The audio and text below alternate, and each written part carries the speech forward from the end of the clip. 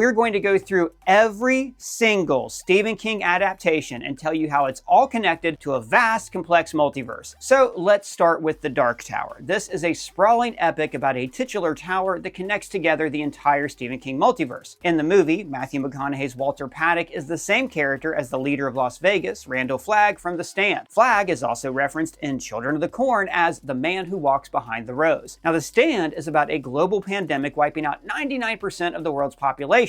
And in America, the survivors gather with Flagg in Las Vegas or with Mother Abigail in Boulder, Colorado. Now, Abigail grew up in Hemingford Home, which is referenced in 1922. And in that story, we also get a reference to a nearby family called the Farringtons, who also appeared in the movie Salem's Lot. And in the novel It, Ben Hanscom makes a pit stop in Hemingford Home on his way back home to Derry. Now, in The Dark Tower, Roland, the last gunslinger, is aided by Jake, who is from our world. Jake has psychic abilities. Roland calls these abilities the touch, but there's another name for this in our world. Shiny.